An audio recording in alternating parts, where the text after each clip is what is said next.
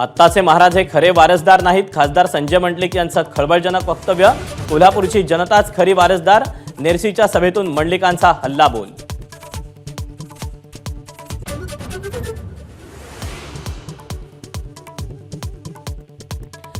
म्हाडा लोकसभा मतदारसंघातले नाराज धैर्यशील मोहिते पाटील शरद पवारांच्या भेटीसाठी दाखल.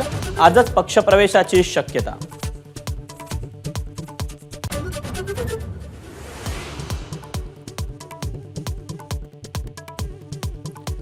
तडस कुटुंबियांकडून आपल्यावर अन्याय. बाळाच्या डीएनए चाचणीची मागणी. सून पूजा तडस यांचा गंभीर आरोप. तर हनी ट्रॅपचा प्रयत्न असल्याचा पंकज तडस यांचा दावा.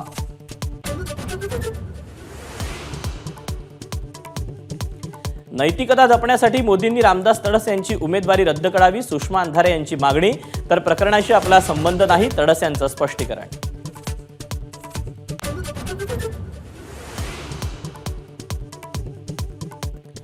महायुतीत ठाणे, नाशिक आणि साताऱ्याच्या जागेवरून एकमेकांवर दबाव तंत्राचा वापर सुरू असल्याची चर्चा. ठाणे आणि नाशिक सोडण्यास शिवसेना तयार नाही. तर भाजपही साताऱ्यावर ठाम.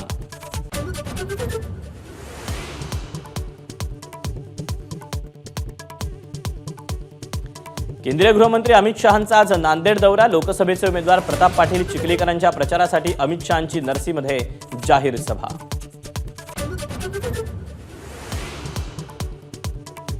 विजय शिवतारेंकडून सासवडमध्ये नागरिक संवाद मेळाव्याचं आयोजन. मुख्यमंत्री एकनाथ शिंदे आणि अजित पवार राहणार उपस्थित. फडणवीस जाणार की नाही याबाबत साशंकता.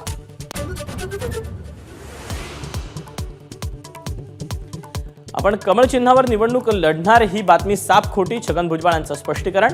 नाशिकमधून तुम्हीच लढलं पाहिजे असं अजित पवार म्हणाले. भुजबळांचं वक्तव्य.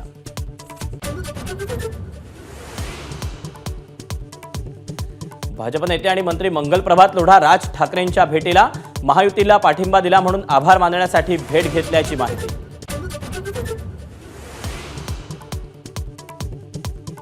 विदर्भातील अनेक ठिकाणी अवकाळी पावसामुळे शेतीचं मोठं नुकसान. अकोला, अमरावती, वर्धा, गोंदियामध्ये शेतकऱ्यांना फटका.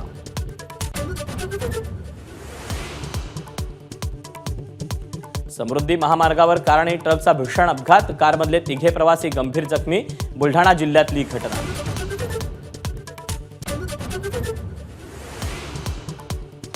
हरियाणाच्या महेंद्रगडमध्ये स्कूल बसचा भीषण अपघात. 6 विद्यार्थ्यांचा मृत्यू तर 15 मुलं जखमी.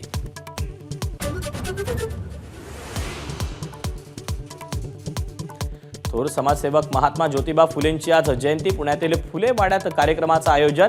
महिलांच्या शिक्षणासाठी झगडणाऱ्या क्रांती सूर्याला अभिवादन.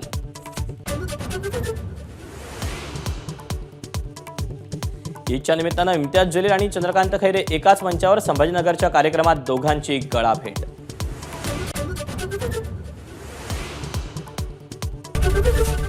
एबीपी माझा, उघडा डोळे बघा नीट.